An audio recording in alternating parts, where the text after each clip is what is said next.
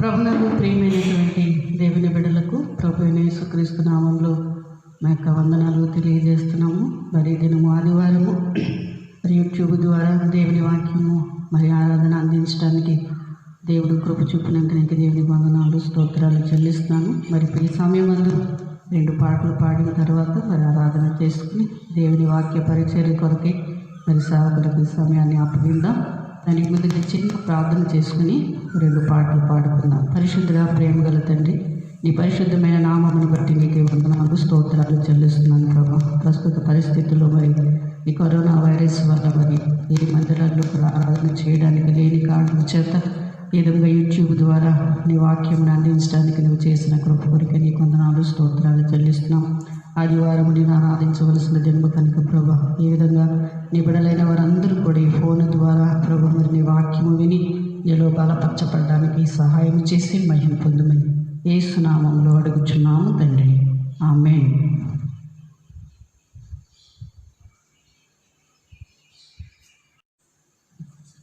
నా కృప నీకు చాలని, నా దయ నీపై ఉన్నదని, నా రచయిత నిన్ను భద్రపరుచుకున్నానని, నా ఆత్మశక్తితో నింపి నడుపుచున్నానని. నా కృప నీకు చాలని, నా దయ నీపై ఉన్నదని, నా రచయిత నిన్ను భద్రపరుచుకున్నానని, నా ఆత్మశక్తితో నింపి నడుపుచున్నానని. నాతో మాట్లాడిన మహోన్నతుడా, నన్ను ఆదరించిన నజరేయుడా. నాతో మాట్లాడిన మహోన్నతుడా, నన్ను ఆదరించిన నజరేయుడా. నా కృప నీకు చాలని, నా దయ నీపై ఉన్నదని, నా రచయిత నిన్ను భద్రపరుచుకున్నానని, నా ఆత్మశక్తితో నింపి నడుపుచున్నానని. నేను నీకు తోడై ఉన్నానని, పొంగే జలముతో నిన్నేమీ చేయలేవని.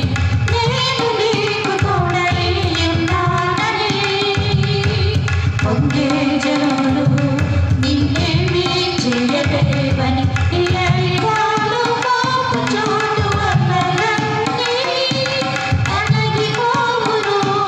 నీ అడిగాలు మాకు చోటు వదలన్నీ అణగిపోవును. పొంగిపొర్లే దీవెనలను నీ యందు ఉంచాలని, పొంగిపొర్లే దీవెనలను నీ యందు ఉంచాలని. నాతో మాట్లాడిన మహోన్నతుడా, నన్ను ఆదరించిన నజరేయుడా. నాతో మాట్లాడిన మహోన్నతుడా, నన్ను ఆదరించిన నజరేయుడా. నా కృప నీకు చాలని, నా దయ నీపై ఉన్నదని, నా రచయిత నిన్ను భద్రపరుచుకున్నానని,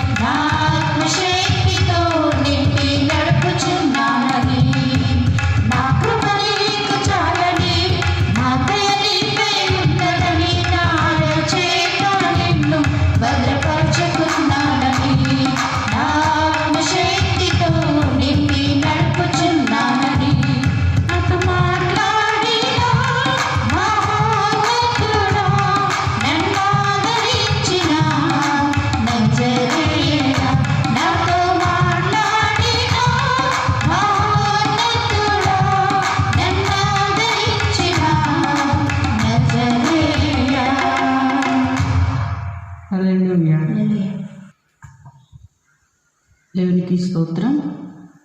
మరొక పాట పాడుకుని ఆరాధన చేసుకుందాం. ఆరాధన చేతును అన్ని వేళలో ఆత్మతో సత్యముతో ఆరాధింతును. ఆరాధన చేతును అన్ని వేళలో ఆత్మతో సత్యముతో ఆరాధింతును. నా ప్రాణ ప్రియుడు యేసయ్యకు నన్ను కన్న తండ్రి నా యేసుకు. నా ప్రాణ ప్రియుడు యేసయ్యకు నన్ను కన్న తండ్రి నా యేసుకు. స్తుతి స్తుతి స్తుతి స్తుతి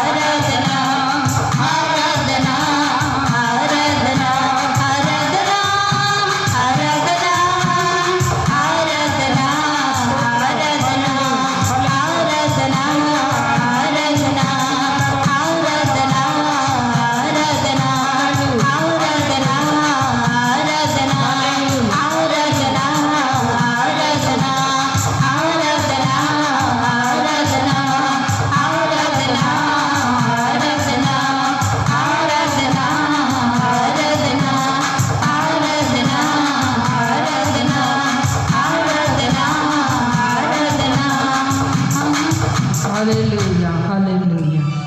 దేవానికి స్తోత్రం స్తోత్రం స్తోత్రం స్తోత్రం.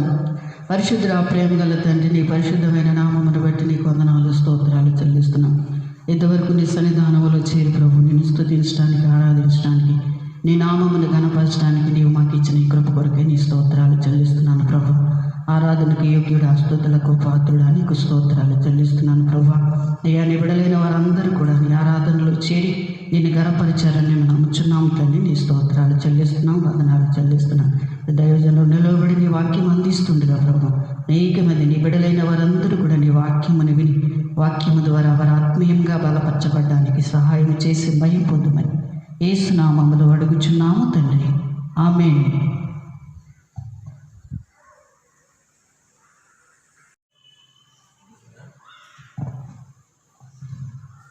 దేవునికి మహిమ కలుగునుగాక. మరొకసారి మనందరం కలిసి ఈ విధంగా మరి యూట్యూబ్ ద్వారా దేవుని వాక్యాన్ని వినడానికి మరి ప్రభు ఇచ్చిన ఈ మంచి సమయాన్ని బట్టి దేవునికి మహిమ కలుగునుగాక. ప్రియ దేవుని బిడ్డలారా, మరి ప్రపంచ దేశములలో అలాగే భారతదేశంలో కలుగుతున్నటువంటి ఈ కోవిడ్-19 యొక్క కరోనా వైరస్ యొక్క ప్రభావం గురించి మనం ఉంటున్నాం. అది రోజు రోజుకి ఎంతగానో ప్రజలను ఇబ్బంది పెడుతూ లేక కేసులన్నీ విపరీతంగా పెరుగుతూ మరి దీని యొక్క పరిస్థితి ఏమిటి అనేటువంటి అభిప్రాయంలో అందరూ ఉన్న సందర్భం మనం చూస్తున్నాం. ఏది అయినప్పటికీ ప్రభు గొప్ప దేవుడు, ఆశ్చర్యకరుడు. దేవుడు తన కృప ద్వారా మరి పరిస్థితులన్నీ సకదిద్దడానికి ఆయన ఇష్టపడుతున్నాడని మనం నమ్మి ప్రభుని స్తుతించవలసిన వారుగా ఉన్నాం. దేవుని లేఖనంలో కూడా మరి ఎన్నో సందర్భాల్లో దేవుడు తన కృపను అనుగ్రహించినటువంటి సందర్భాలు కూడా మనం ఎన్నో పరిశుద్ధ గ్రంథంలో చూస్తూ ఉంటాం. మరి దేవుని యొక్క ప్రణాళిక, దేవుని యొక్క చిత్తము, దేవుని కృప ద్వారా మరలా గొప్ప విడుదల, విమోచన ప్రభు కలగజేస్తున్నది మనం నమ్మి ప్రభుని స్తుతించబోతున్నాం. ఈ దినము కూడా దేవుని వాక్యాన్ని నేర్చుకుందాం. ఇదిన వాక్య భాగము విశ్వాసము, నిరీక్షణ అని రెండు మాటల గురించి ఆ యొక్క అంశాన్ని మనం జ్ఞాపకం చేసుకుందాం. ఎందుకంటే మరి ప్రస్తుత పరిస్థితుల్లో ఉన్నటువంటి ఇబ్బంది ఇరుకులు మనం చూస్తున్నాం. వీటన్నిటి నుంచి ప్రభు మనల్ని ఎలా విడిపిస్తాడు, ఎలా తప్పించగలటువంటి విషయాన్ని బైబిల్ గ్రంథంలోంచి వాక్యానుసారంగా చూసి ప్రభుని కనపరచడానికి దేవుని సభలో కనిపెడదాం. దాని ముందు ప్రార్థన చేసుకుని ఈ యొక్క వాక్యాన్ని ప్రారంభించుకుందాం. మమ్మల్ని మిక్కిలిగా ప్రేమిస్తున్న మా ప్రియ పరలోకపు తండ్రి, నీ పరిశుద్ధమైన నామను బట్టి మీకే వేలాది వందనములు, స్తుతులు, స్తోత్రములు, కృతజ్ఞతాస్తుతులు చెల్లిస్తున్నాను. ప్రభువా, మీరు మమ్మల్ని ప్రేమించి ప్రభువా మీ సన్నిధిలో ఇంతవరకు సజీవ లెక్కలో చదివే స్తోత్రాలు చెల్లిస్తున్నాను. ప్రపంచవ్యాప్తంగా ప్రభు అన్ని దేశాల్లోనూ అలాగే మేము నివసిస్తున్న మా భారతదేశము, మా రాష్ట్రంలో ఈ యొక్క కరోనా వైరస్ ప్రాబ్లం ఎక్కువ అవటం చేత ప్రజలుగా మేము నీ సదులు కూడి ఆరాధించలేని పరిస్థితులు ఉన్నాం ప్రభువా. అయినప్పటికీ తండ్రి, నీ వాక్యము ద్వారా మమ్మల్ని మీరు బలపరచబోతున్నందుకే నీకు స్తోత్రం. ఈ సమయంలో నీ వాక్యాన్ని ప్రభువా ఆయా గృహాల్లో, ఆయా స్థలంలో కూర్చుండి వీటిని బిడ్డలను దీవించి ఆస్వాదించండి. ప్రభా, కలుగుతున్న పరిస్థితి నుంచి గొప్ప విడుదల, విమోచన మీరు మాకు అనుగ్రహిస్తారని నమ్మి నీ సదులు ప్రార్థించుచున్నాం. నువ్వు గొప్ప దేవుడవు, ఆశ్చర్యకరుడవు, అద్భుతములు చేయగల దేవుడవు ప్రభా. అందుకు మీకు స్తోత్రాలు చెల్లిస్తున్నాం. ఈ సమయంలో ప్రభా నీ వాక్యము ద్వారా మమ్మల్ని ఆదరించి ప్రస్తుత పరిస్థితి నుంచి మాకు విడుదలై నెమ్మది కలిగించి ఆదరించడం ద్వారా బలపరచుమని ఈ వాక్యం ద్వారా నీ బిడ్డలు మరి ఇప్పుడు వారి గృహములు వింటుండగా మీరు ఆదరించండి, బలపరచండి. నీ వాక్యాన్ని బట్టి గొప్ప నెమ్మది పొందుటకు సహాయం చేయమని యేసు నామమున ప్రార్థించి వేడుకుంటున్నాను తండ్రి. ఆమేన్. దేవుని వాక్యాన్ని కనుక మనం జ్ఞాపకం చేసుకుంటే పరిశుద్ధ బైబిల్ గ్రంథములో అనేక విషయాలను మనము పరిశీలన చేస్తూ ఉంటాం. ఒక వాక్యాన్ని నేను ఈ సందర్భంలో జ్ఞాపకం చేస్తాను. ఎబ్రీ పత్రిక 11వ అధ్యాయంలో మొదటి వచనంలో ఇలా రాయబడి ఉంది.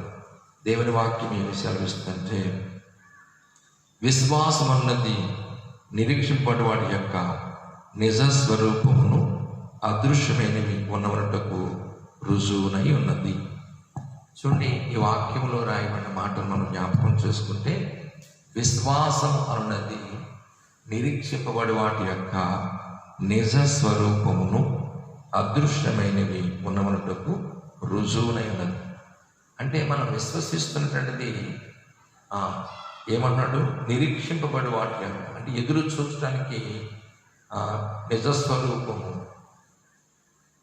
నిరీక్షింపబడి నిజస్వరూపం, అదృశ్యమైనవి అంటే కంటికి కనపడనివి ఉన్నవన్నీ నమ్మటానికి రుజువై ఉందంట.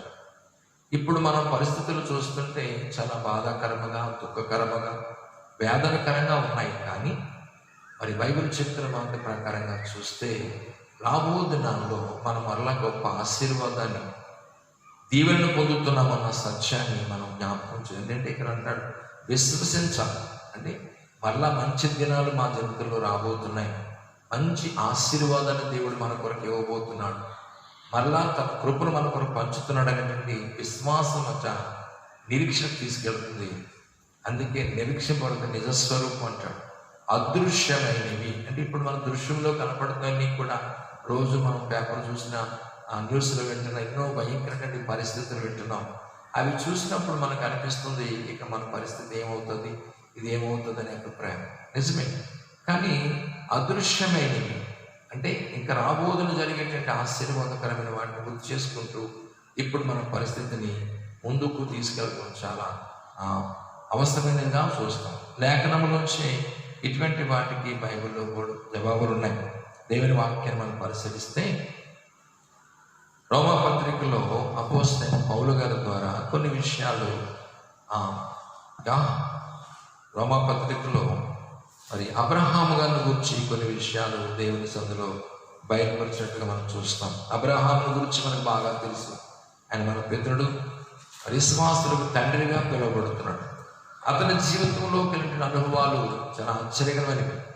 అతడు చాలా గొప్ప విశ్వాస జీవితంలో ముందుకు సాగుతున్న కొన్ని అనుభవాలు అతన్ని చాలా నిరాశపరిచేవిగా ఉన్నప్పటికీ తన యొక్క విశ్వాస జీవితాన్ని, భక్తి జీవితాన్ని కలిగినట్టుగా చూస్తాం. రోమా పత్రిక 4వ అధ్యాయంలో మరి మనం ఆలోచన చేస్తే 17వ వచనం నుండి 25-24 వచనాల వరకు ఉన్నటువంటి ఈ చరిత్రను మనం జ్ఞాపకం చేసుకుంటే అబ్రహాము యొక్క విశ్వాస జీవితము, అతడు దేవుని అందించిన నిరీక్షణ, అతడు పొందిన ఆత్మీయ ఆశీర్వాదాలను బట్టి మనం తెలుస్తాం.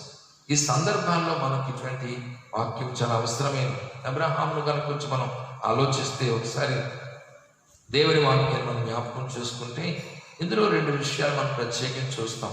మొదటి విషయంగా చూస్తే ప్రియారా, రోమా పత్రిక 4వ అధ్యాయం 17వ వచనంలో తాను విశ్వసించిన దేవుని ఎదుట అనగా మృతులను సజీవులుగా చేయవాడును, లేని వాటిని ఉన్నట్టుగానే పిలిచేవాడిన దేవుని ఎదుట అతను అందరికీ తండ్రి అయి ఉన్నాడు. ఇక్కడ దేవుని వాక్యం చూస్తే తాను విశ్వసించిన దేవుని ఎదుట అనగా మృతులను ఎలా చేయగలడు? సజీవులుగా చేయవాడును, లేని వాటిని సైతము ఉన్నట్టుగానే పిలిచేవాడు.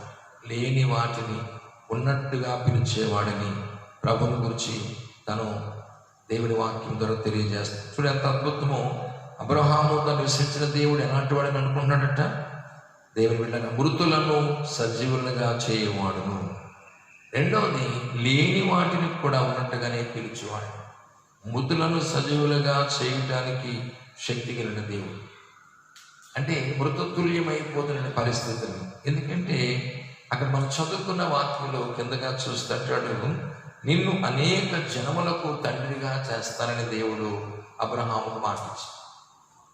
దేవుడు అబ్రహాముకు నిన్ను అనేక జనములు తండ్రిగా చేస్తానని మాటించాడు. కానీ ఆ మాట నెరవేర్చడానికి చాలా కాలం పట్టినట్టుగా మనం చూస్తాం.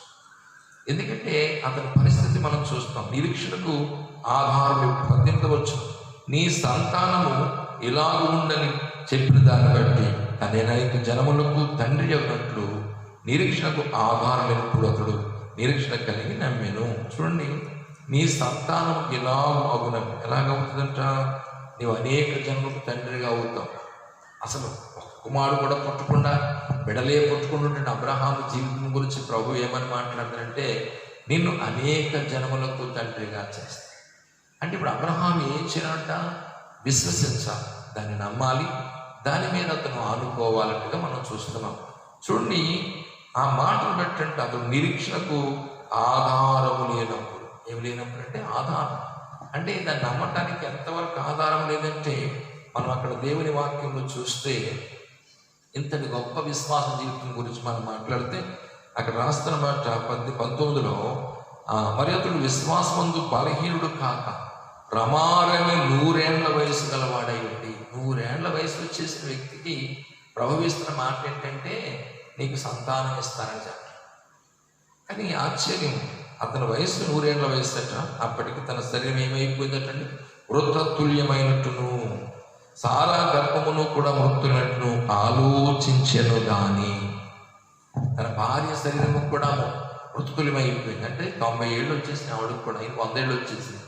ఇక ఏమాత్రము కూడా నా జీవితంలో ఇక బిడ్డలు పుట్టడం అనేది కానీ, ఒకరి పుట్టినలు పెంచడం కానీ, పెద్దవాళ్ళు చేయటం కానీ జరిగే ప్రసక్తే లేదు అనేటువంటి అనుభవం అతనిలోకి వచ్చేసింది.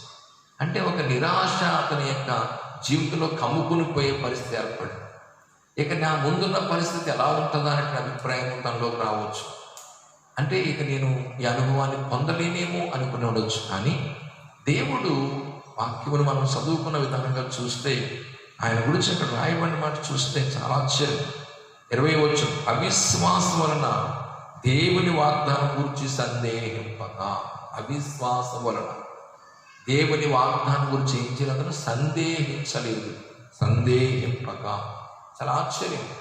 దేవుని బిడ్డలారా, తన వయసు పైబడిపోయింది, తన భార్య వయసు పైబడింది, వాళ్ళ మృతతుల్యమైనటువంటి శరీరములతో ఉన్నట్టుగా భావించారు. అబ్రహాము భావించాడు. కానీ అక్కడ రాస్తున్న వాక్యంలో చదువుతున్న మనం అవిశ్వాసం దేవుని వాగ్దానం చేయాలి సందేహింపక దేవుని మహింపరిచి ఆయన వాగ్దానం చేసిన నెరవేర్చుటకు సమర్థుడని రూఢిగా విశ్వసించి విశ్వాసం వలన బలము పొందేను. విశ్వాసం వలన అతడు ఏం పొందాడంటే బలము పొందాడని వాక్యం చూస్తున్నాం. అంటే అబ్రహాము తన జీవితంలో ఆశీర్వాదకరం పొందటానికి అతడు నిరీక్షణకు ఆధారం లేదు. ఇక తన జీవితాంతం కూడా నేను మరి బిడ్డలు లేనివాడుగానే ఉండిపోతానేమో, సంతానం లేనివాడు ఉండిపోతానేమో, నా వయసు ఎక్కువైపోయింది, నా భార్య కూడా మృతతుల్యమైందంటే మృత్యువు దగ్గరికి వచ్చేసి తన గర్భం అంట మృతతుల్యమైపోయిందండి. అంటే సాగు దగ్గర పరిస్థితిలో ఉంది, బిడ్డల కనడానికి శక్తి లేని స్థితిలో ఉన్నాం. అయితే అబ్రహాము నిరాశ పడిపోలేదు, అబ్రహాము నిరుత్సాహపడిపోలేదు, అబ్రహాము విశ్వాస జీవితంలో బలహీనుడైపోలేదు. కానీ అబ్రహాము జీవితంలో గొప్ప సంగతి ఏంటంటే అతడు నిరీక్షణ కలిగి ఉన్నాడు. మనం చదివిన మాటల్లో చాలా ఆశ్చర్య మాటలు విన్నాము. అతడు అవిశ్వాసం వలన దేవుని వాగ్దానం గురించి సందేహించలేదు. అంటే అతనిలో అవిశ్వాసాన్ని ఏమాత్రము కూడా తన జీవితంలోనికి రానివ్వలేనట్టుగా చూస్తాం. రెండో మాటలో చూస్తే ఆశ్చర్యమైన మాట, అతడు దేవుని వాగ్దానం గురించి సందేహించక వాగ్దానం చేసిన దేవుడు నెరవేర్చుస్తున్న రూఢిగా విశ్వసించి విశ్వాసం వలన బలము పొందేను అని మనం చదువుకున్నాం. దేవుని బిడ్డలారా, ఎంత ఆశ్చర్యంది! విశ్వాసమందు బలహీనుడు కాలేదు, అవిశ్వాసం ఉన్న వాగ్దానం సందేహించలేదు, దేవుని మహిమపరిచాడు, ఆశీర్వాదాన్ని పొందుకున్నట్టుగా చూస్తాం. అందుకే అది అతను నీతిగా ఎంచుకున్నట్టుగా మనం చూస్తాం. ఈ దినాల్లో మనము కూడా ఇదే పరిస్థితి జ్ఞాపకం ప్రియులారా, చూసారా? ఈ దినము ప్రపంచమంతా కూడా మరి ఎంతో భయకంపితమైనటువంటి పరిస్థితికి వెళ్ళిపోయింది. మనందరికీ తెలుసు, ఏ పేపర్ చూసినా, ఏ న్యూస్ విన్నా ఏం చదువుతున్నాం మనం అంటే ఇది ఈ కరోనా COVID-19 అంట చాలా ప్రమాదకరంగా ఉంది, లేక రోజులు కేసులు పెరిగిపోతున్నాయి, వేల మంది చనిపోతున్నారు, లక్షల మంది చనిపోతున్నారు. కాబట్టి ఇక మామూలు పరిస్థితులు వస్తాయా? మరలా మనుషుడు సహజీవనం అందరితో కలిసి జీవనం చేస్తాడా? 10 మంది కూర్చొని మరి మంచి కార్యక్రమం చేయగలమా? మళ్ళాంటి క్రైస్తవులు కూడా మందిరాలు తెరవబడతాయి, ఆరాధన జరుగుతుందా, వాక్యం వినిపిస్తుందా, లేకపోతే మంచి మంచి కార్యక్రమాలు మంచి చూడగలుగుతామా అనేటువంటి పరిస్థితుల్లో మనుషుడు దిగజారిపోయి నిరాశకు నిస్పృహకు గురైపోయిన సందర్భాలు కూడా మనం చూస్తున్నాం. కానీ దేవుని వాక్యం చెప్తుంది కదా, అబ్రహాము దేవుని వాక్యాన్ని నమ్మాడు. తన జీవితం అంతా కూడా నేను విడలేని వాడుగానే ఉండిపోతానేమో అని అనుకున్నాడేమో. కానీ మరి విశ్వాస జీవితంలో బలహీనుడు కాలేదు, అవిశ్వాసంతో తన జీవితాన్ని మరి కొండ తీసుకోలేదు. కానీ దేవుని మీద ఆధారపడి దేవుని వాక్యం పెట్టడం బలం పొందాడు. ఎందుకంటే మన దేవుడు ఆశ్చర్యకరుడు, అద్భుతకరుడు అని మనం జ్ఞాపకం చేసుకుందాం. ఎందుకంటే దీనికి ఒక మందు వస్తుందా అనే పరిస్థితి మనుషుల్లో ఉంది. అసలు మనుషులకి ఒక సమాధానం దొరుకుతుందనే పరిస్థితి ఉంది. కానీ అబ్రహాం కూడా అనుకోవచ్చు, అసలు నాకు 99 ఏళ్ళు వచ్చేసినాయి, నా భార్యకి 90 ఏళ్ళు వచ్చేసినాయి, అసలు పిల్లల కంటానికి ఇది సమయం పైసా అని అనుకున్నాడు. కానీ దేవుడు ఆ కార్యం చేయడానికి సమర్థుడు. ఎందుకంటే దేవుడు తన నిర్ణయం చొప్పున తన కార్యం చేయడానికి ఇష్టపడుతున్నాడు. ఆది కాండములో మన 21వ అధ్యాయం 1వ వచనం చదువుకుంటే అక్కడ ఆశ్చర్యమైన విషయం ఏంటంటే చాలా అద్భుతంగా రాయబడుతుంది. 1వ వచనం చదువుతున్నా, యెహోవా తను చెప్పిన ప్రకారము శారాను దర్శించెను. యెహోవా తనిచ్చిన మాట చొప్పున శారాను గురించి చేసినట్లనగా దేవుడు అబ్రహాముతో చెప్పిన నిర్ణయ కాలంలో శారా గర్భవతి అతని ముసలితనముందు అతనికి కుమారుని కనెను. చూసారా, దేవునికి స్తోత్రం కలుగును గాక. దేవుని యొక్క గొప్ప కార్యాలు మనం చదువుకున్న ముందే దేవుని వాక్యాన్ని ఆయన ఎవరిని చదువుకున్నాం తెలుసా? మృతులను సజీవులుగా చేయవాడును, లేని వాటిని ఉన్నట్టుగానే పిలుచువాడై ఉన్నాడు. ఇప్పుడు లేని పరిస్థితులు ముందులో రాబోతున్నాయి. మనకి ఒకలా నిరాశ కలిగించే పరిస్థితులు, దుఃఖాన్ని కలిగించే పరిస్థితులు, భయమును కలిగించే పరిస్థితులు, వ్యాధులు కలిగించే పరిస్థితులు, లేకపోతే పరిస్థితి చక్కబడుతుందా అన్నట్టుగా లేని పరిస్థితులు మన ముందున్నాయి. అయినప్పటికీ దేవుని బిడ్డలారా, మనం చదువుకున్న మృతులను సజీవులుగా చేయగల దేవుడు, లేని వాటిని కూడా ఉన్నట్టుగానే పిలవగల దేవుడు. చూడు, అబ్రహాము బిడ్డలేరు అని అన్నాడు, ఉన్నట్టుగానే పిలుస్తున్నాడు. నీ సంతానం ఇసుక వలె చేస్తా, ఆకాశ నక్షత్రం వలె చేస్తా. అది వారి యొక్క శరీరమును బట్టి వారు కృంగిపోకుండా విశ్వాసములో బలపరచబడ్డారు. అందుకే తను చెప్పిన నిర్ణయం ప్రకారంగా దేవుడు అతని జీవితంలో జరిగించినట్టుగా మన వాక్యాన్ని జ్ఞాపకం చేసుకున్నాం. కనుక ప్రస్తుత కాల పరిస్థితులు ఒకవేళ వేదనకరముగా ఉన్నప్పటికీ, దుఃఖకరముగా ఉన్నప్పటికీ, చింతకరముగా ఉన్నప్పటికీ దేవుడు మనం నిరీక్షించి విశ్వసించినట్లయితే దేవుడు నిశ్చయముగా ఈ పరిస్థితిని మార్చి ఆశీర్వాదకర పరిస్థితులు మనం నడిపించగలదు. ఎందుకంటే మన క్రైస్తవులము, దేవుని బిడ్డలము కనుక దేవుని వాక్యం నమ్మి ప్రభువును కనపరచవలసిన వారిగా ఉన్నాం. ఇంతేకాదు, ఇక మనం దేవుని వాక్యంలోకి మనం ముందుకెళ్ళి కొన్ని వాక్యాలు కనుక మనం పరిశీలనగా చూస్తే ఇటువంటి సందర్భాల్లో మనం ధైర్యం పొందడానికి ఎంతో ఆస్కారం చూస్తాం. ఎందుకంటే దేవుని బిడ్డలారా, ఇశ్రాయేలు ప్రజల జీవితంలో మనం చూస్తాం. నిర్గమాకాండం 14వ అధ్యాయంలో మనం చూసినట్లయితే ఇశ్రాయేలు ప్రజలు ఐగుప్తు దేశంలో సుమారు 430 సంవత్సరాల వరకు బానిసత్వం అనుభవించారు. దేవుడు వారిని ప్రేమించి వారి యొక్క మూలుగులు విని వారి కన్నీరుని చూసి ప్రభు మోషే ద్వారా వారికి విముక్తి కలిగించడానికి ఆయన ప్రణాళికను సిద్ధపరిచారు. అనేకమైనటువంటి అనుభవాలతో వారిని ముందుకు తీసుకొచ్చినట్టుగా మనం చూస్తాం. దేవుని బిడ్డలను గమనించాం. ఆశ్చర్య విషయం ఇది, దేవుడు వారికి 10 రకాల తెగులు వచ్చి ఆ చివరికి పరువు విసిగిపోయి దేవునికి భయపడిపోయి ఇశ్రాయేలు ప్రజలను బయటికి పంపడానికి ఇష్టపడ్డాడు. వాళ్ళు బయలుదేరి వచ్చేస్తున్నారు. తీరా వచ్చి ఎర్రసముద్రం దగ్గర వారందరూ చేరినట్టుగా చూస్తాం. మళ్ళీ ఈ లోపల పరో హృదయం కఠినమైపోయింది. ఇశ్రాయేలు వెళ్ళిపోతున్నాడు చెప్పని బాధ కలిగి తన యొక్క రథములను, గుర్రములను సిద్ధం చేసుకుని, ప్రజల్ని, రౌతుల్ని సిద్ధం చేసుకుని బయలుదేరి సైనికుని తీసుకొచ్చేశారు. ఈ పరిస్థితిలో ఇశ్రాయేలు ప్రజలు ఎర్ర సముద్రం దగ్గర మరి వారు నిరీక్షిస్తున్నట్టుగా చూస్తాం. ప్రియ దేవుని బిడ్డలారా, అక్కడ చేరుకున్న ఇశ్రాయేలు జీవితంలోకి వెళ్ళిన పరిస్థితి చాలా ఆశ్చర్యం. వాళ్ళు అక్కడ ఆగి వెనక్కి చూసినప్పుడు ఏం తెలిసిందంటే వెనక నుంచి ఐగుప్తుల యొక్క గుర్రములు, రథముల యొక్క శబ్దం మనకి వినపడింది. చూడండి ఎంత భయంకరమో. ఏదైతే మనకి ఇక తప్పిపోయింది అనుకున్నారో అటువంటి పరిస్థితిని వారు మళ్ళా తమ జీవితంలో చూడటం ప్రారంభించారు. చూద్దాం ఒకసారి నిర్గమాకాండము 14వ అధ్యాయంలో ఒక మాట మనం జ్ఞాపకం చేసుకున్నట్లయితే ఆశ్చర్యకరం. 9వ వచనం చదువుతున్నా, ఐగుప్తీయులు అనగా ఫరో రథముల గుర్రములను అతని గుర్రపు రౌతులను అతని దొండను వారిని తరిమి బయలుసిపోయిను విహరతులను సమీపమైన ఆ సముద్రం దగ్గర వారు దిగి ఉండగా వారిని కలుసుకుని 10వ వచనం, ఫరో సమీపించుండగా ఇశ్రాయేలీయులు కళ్ళెత్తి ఐగుప్తులు తమ వెనుక వచ్చుట చూసి మిక్కిలి భయపడి యెహోవాకు మొరపెట్టిరి. చూడండి, ఎప్పుడైతే ఐగుప్తీయులు మరలా తిరిగి వారు తరుముతున్నారో వీళ్ళలో చాలా భయం కలిగింది. 400 సంవత్సరాలు, 40 సంవత్సరాలు వారు భయంకరమైన బానిసత్వాన్ని అనుభవించినటువంటి వారు ఈ శరమాత తగ్గిపోయింది, ఇక మేము దేవుడు చూపించే పాలస్తీనా దేశానికి పాలుదిన దేశానికి వెళుతున్నాం అనేటువంటి ఆ శుభకరమైనటువంటి సంతోషకరమైనటువంటి అనుభవాలు ఉండగానే మరలా వారికి ఒక పెద్ద విపత్తు వచ్చి పడిపోయింది. ఏంటి ఆ విపత్తు అంటే ఫరో తన రథములతోనూ గుర్రములతోనూ తిరిగి ఇశ్రాయేలుని తల్లి పట్టుకోవడానికి ప్రయత్నం చేయి. ఈ అనుభవం చూసినప్పుడు వారు చాలా భయపడిపోయి చాలా నిరాశలో కూరుకుపోయారు. వాళ్ళ ఆశ అంతా సలారిపోయింది, వారి ఆలోచన అంతా పాడైపోయింది, వారు ఎంత దిగజారిపోయారంటే వారి మాటలు మనం విన్నప్పుడు మనకు చాలా ఆశ్చర్యంగా ఉంటుంది. 11వ వచనం చూస్తున్నాం, చదువుదాం. అంతటా వారు మోషేతో, ఐగుప్తులో సమాధులు లేవని ఈ అరణ్యంలో చచ్చుటకు మమ్మల్ని రప్పించితివా?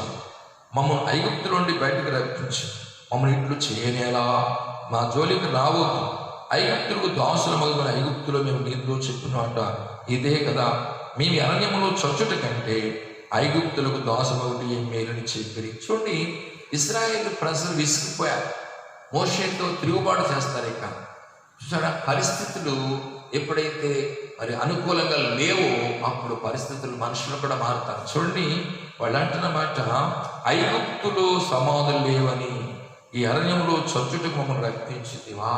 ఎప్పుడైతే ఐగుప్తీయులను ఇశ్రాయేలు చూశారో వాళ్ళు అంటున్నారు, ఇక మనం చచ్చిపోవడం ఖాయం, మన బ్రతుకులేక అయిపోయి, ఎందుకంటే వారు మళ్ళా వచ్చేసారు, మనం చంపుతారు, లేక మనం ఇచ్చేస్తారు, మళ్ళా బానిసత్వంలో వెళ్ళిపోవలసి వస్తుంది అనేటువంటి నిరాశ వారి జీవితంలో వచ్చేసినట్టుగా చూస్తున్నాం. చూడండి, మాకు సమాధులు లేవని తీసుకొచ్చాము, అరణ్యంలో చచ్చుటకు మమ్మల్ని రప్పించితివా, మమ్మల్ని ఐగుప్తు నుండి బయట రప్పించి మమ్మల్ని ఇట్లు చేయనేలా. ఇలా చేసావేంటి మోషే? ఇప్పుడు మేము ఏమైపోయాం? ముందు చూస్తే నువ్వు ఎంత చూస్తే గొయ్యిలాగా ఉంది మా పరిస్థితి. మేము ఏ విధంగా ఇప్పుడు రక్షించబడగలం?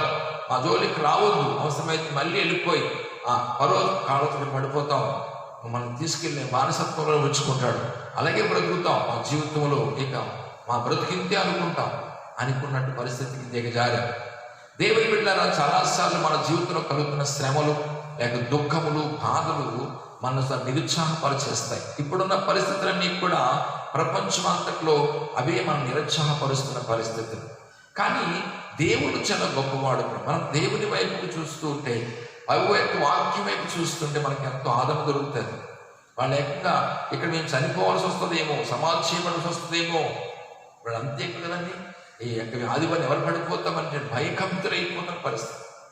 వీళ్ళు కూడా ఐగుప్తులు ఎప్పుడైతే చూశారో అసలు మామూలు భయం కలదు వాళ్ళకి, మోషే మీద తిరుగుబాటు చేస్తారు. చూడండి, ఆశ్చర్య విషయం చూడండి, ఇక్కడ ఈ ఐగుప్తు అరణ్యమందు చచ్చుట కంటే ఐగుప్తులకు దాసుమగుటి ఏ మేలు చెప్పి, ఈ అరణ్యం చచ్చిపోవటం కంటే మనకి దాసులు అయిపోతాం అంటే మళ్ళా మేము వెనకడి స్థితికి వెళ్ళిపోతాం, బానిసత్వ బ్రతుకులకు వెళ్ళిపోతాం అని ఒక నిరాశను వాళ్ళు చెప్పేసి. మన వాక్య సందేశం చెప్పాను కదా, విశ్వాసము నిరీక్షణ. అబ్రహాము తన జీవితంలో చూసిన అనుభవాలు చూస్తాం. తనకి ఇంకా బిడ్డలు పుట్టరు, తన వయసు అయిపోయింది, తన భార్య వయసు అయిపోయింది, ఇక నా జీవితం అంతా నిరాశలో ఉండిపోయింది అనుకున్నాడు. కానీ ఒక సదులు అంటాడు కూడా, అబ్రహాం, ప్రభా ఎందుకులే 15వ అధ్యాయం అంటాడు, నాకు బిడ్డలు ఇవ్వలేదు, ఆ దమస్కు ఎలియాజరే నా కొడుకు అవుతాడు, వారసుడు అవుతాడు అనిపించుకున్నాడు, దత్తత చేసుకున్నాడు, ఈ ఆస్తి ఆడికి రాసేస్తానన్నాడు. వద్దు అబ్రహాం, ఆ కంగారు పడకు, దయచేసి నన్ను ఆలోచించని ప్రభువు చెప్పినట్టుగా చూస్తాం. దర్శనాలు చూపించాడు, నక్షత్రాలు చూపించాడు, ఇస్కరేణులు చూపించాడు. అబ్రహాం విశ్వాస జీవితాన్ని మళ్ళీ తిరిగి బలపరిచాడు. పరిస్థితిని బట్టి మనం కృంగిపోతున్నప్పుడు దేవుని వాక్యం, అబ్రహాము విశ్వాసములు తండ్రిగా మార్చాడు. నిరీక్షణకు ఆధారం లేనప్పుడు అతను నిరీక్షణ కలిగి నమ్మాడని వాక్యం చదువుకున్నాం. నిరీక్షణకి ఏమి లేదు, ఆధారం లేదు. ఇక్కడ కూడా ఇశ్రాయేలు జీవితంలో చూడండి, ఇప్పుడు నిరీక్షణకి ఏమి లేదు, ఆధారం లేదు. ఎందుకంటే ఐగుప్తుని యొక్క బలం, ఐగుప్తుని యొక్క రథములు, ఐగుప్తుని యొక్క గుర్రములు, ఐగుప్తుని యొక్క పరిస్థితి అంతా వీళ్ళకి తెలుసు. ఇక అన్నారు, ఈ ఐగుప్తులు అరణ్యములో చచ్చుట కంటే ఏం చేయటం మేలు, ఐగుప్తులకు బానిసత్వం. చూడండి, అద్భుతమైన మాటలు మనం చదువుతాం. 11వ వచనంలో చూస్తే, అందుకు మోషే, భయపడకుడి, యెహోవా మీకు నేడు కలగజేయు రక్షణను మీరు ఊరక నిలుచుండి చూడుడి. నేడు మీరు చూసిన ఐగుప్తులను ఇక మీదట మరి అన్నడూ చూడరు. యెహోవా మీ పక్షమున యుద్ధము చేయును, మీరు ఊరకి ఉండవలని ప్రజలతో చెప్పెను. దేవునికి స్తోత్రం. దేవుని బిడ్డలారా, ఎంత గొప్ప దేవుడో చూసారా. ఇంత ఘోరమైన స్థితిలో ఎదురుగుండా ఐగుప్తుల రథములు గుర్రములకు దగ్గరికంటే వచ్చేసారు. చదువుకోండి, సమీపించారని ఉంది. ఎదురుగుండా వాళ్ళు ఉన్నారు. వీరి ముందేముంది? ఎర్ర సముద్రం ఉంది. ఇప్పుడు వాళ్ళ పరిస్థితి ఏంటి? మేము వెళ్ళిపోయి ఐగుప్తుడికి ఏమైపోతాం? దాసులం అయిపోతాం, బానిసం అయిపోతాం, మళ్ళా బ్రతుకుతాం. 400 సంవత్సరాలు అనుభవించిన బానిసత్వ జీవితానికి మళ్ళీ మాకు విముక్తి దొరకలేదు అనేటువంటి నిరాశ వాళ్ళు చేరిపోయింది. దేవుని బిడ్డలారా, కానీ ప్రభు మోషే ద్వారా సెలవిస్తున్న మాట మనం చదువుతాడు. అందుకు మోషే, భయపడకుడి. ఏం పడద్దు? భయపడకుడి. యెహోవా మీకు నేడు కలగజేయు రక్షణను ఊరక నిలుచుండి చూడ. దేవుని బిడ్డలైన వారు దేవుడు కలగజేసే ఆశీర్వాదకరమైన రక్షణను, దీవెనను ఊరక నిలుచుండి చూడ. దేవుడు ఎంత గొప్పవాడు. నిజమే, ఈనాడు కూడా మనము కూడా ఎంతో భయపడుతున్నాం. కానీ దేవుని బిడ్డలారా, వాళ్ళు భయపడుతున్నారు ఇశ్రాయేలులు అని అంటాడు మోషే, భయపడకుడి. ఎందుకని? యెహోవా మీకు నేడు కలగజేయు రక్షణ. దేవుడు ఏం చేయగల దేవుడు? మనకు దేవుడు రక్షణ కలగజేయగల దేవుడు, ఆశీర్వాదం కలగజేయ దేవుడు. ఉన్న పరిస్థితిని కొన్ని నిమిషాల్లో, గంటల్లో, రోజుల్లోనే మార్చివేగల దేవుడు మనం కలిగి ఉన్నాం. విన్నారా? ఇలాగే ఉండిపోతాము, ఈ స్థితిలోనే ఉండిపోతాము, ఇదే మన అంతమేమో, ఇదే మన అనుకోకర్లేదు. ఎందుకంటే దేవుడు పరిస్థితిని చాలా సులువుగా మార్చేయగలడు. ఆయన సృష్టికర్త అయిన దేవుడు. ఆయన సర్వలోకానికి రక్షకుడు, రాజై ఉన్నాడు, సర్వభూమికి రాజై ఉన్నాడు. ఆయన చేతులు సమస్తమును సాధ్యమే చేయగలడు. చూడండి, ఇక్కడ మాటలు చూస్తే మనకి ఎంత ఆశ్చర్యం కలుగుతుంది. ఏమంటాడు? నేడు మీకు కలగజేయ రక్షణ, యెహోవా మీకు నేడు కలగజేయ రక్షణ ఊరక నిలుచుండి చూడండి.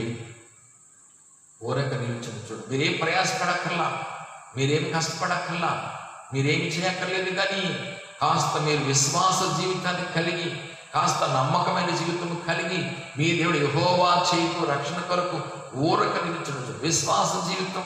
అబ్రహాము మరి తన జీవితంలో విశ్వసించాడు, అందుకే అతనికి విశ్వాసులు తండ్రి. గలతీ గ్రంథంలో రాస్తాడు, అబ్రహాము దేవుడు నమ్మెను, అది నీతిగా ఎంచబడింది.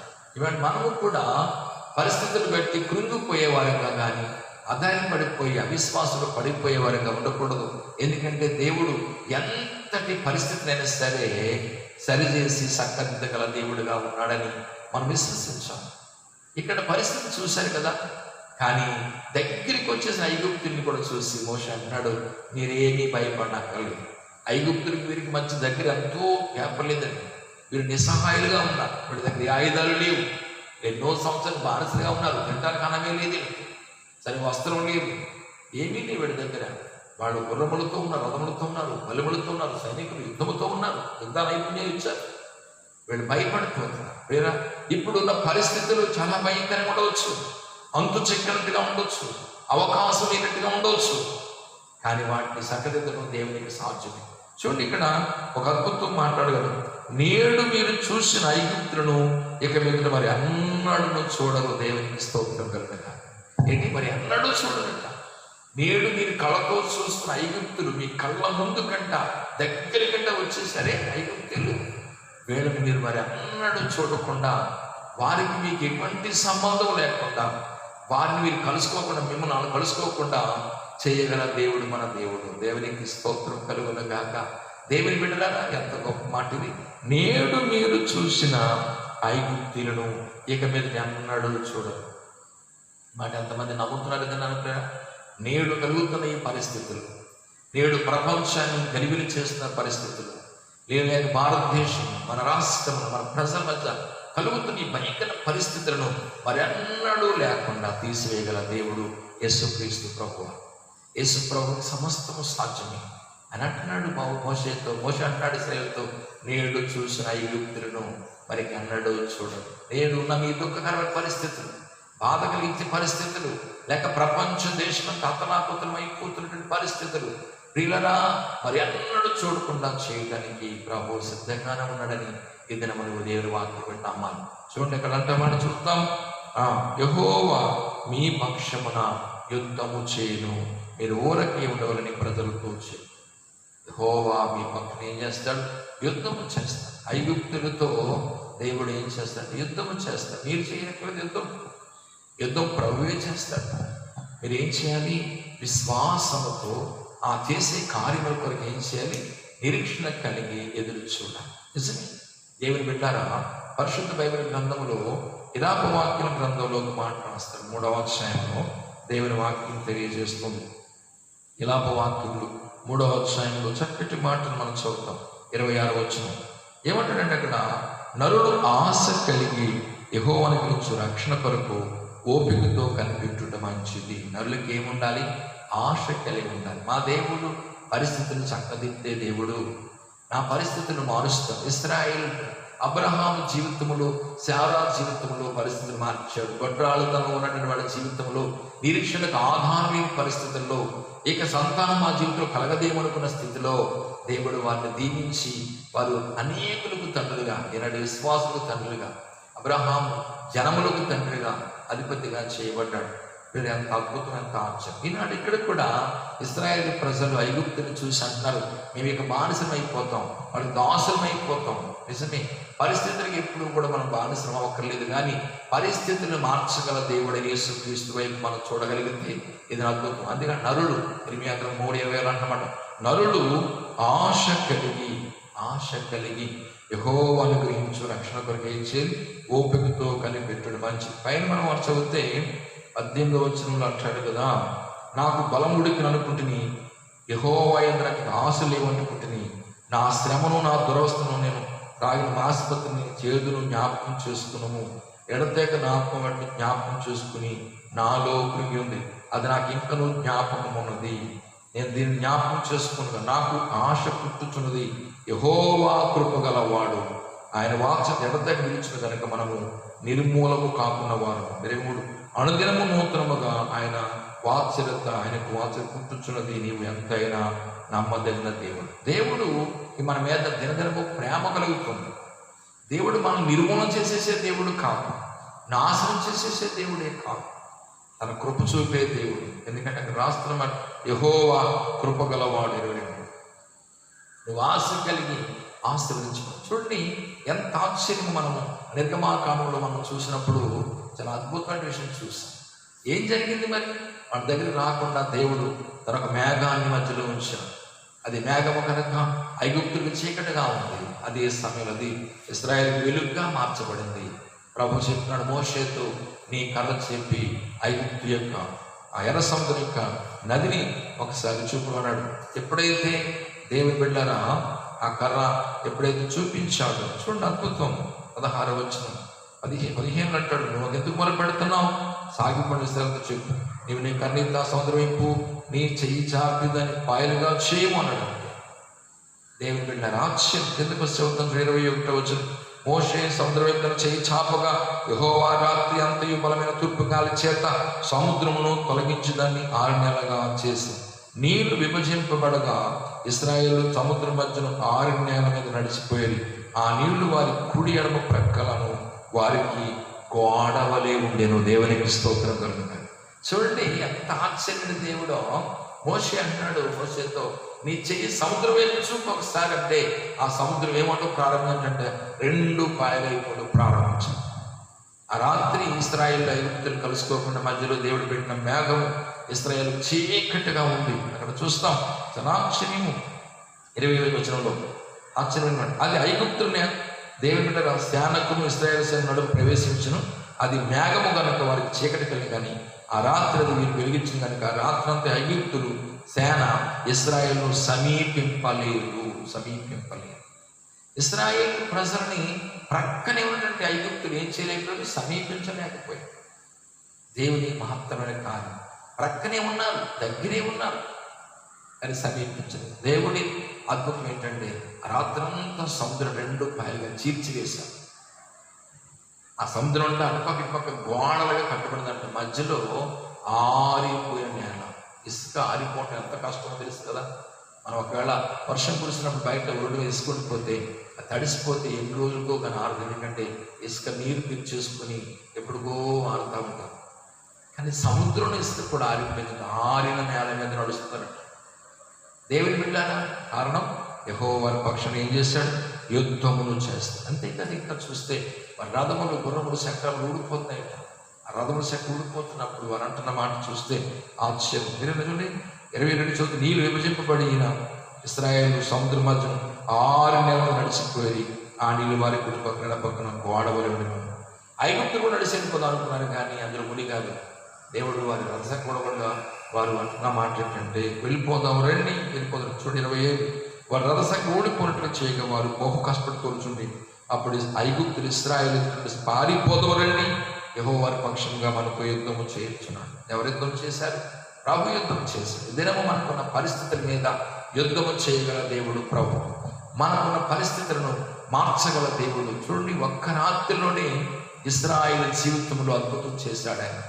మరి అన్నలు చూడకుండా ఐగుప్తుని సముద్రంలో పడి చనిపోయారు.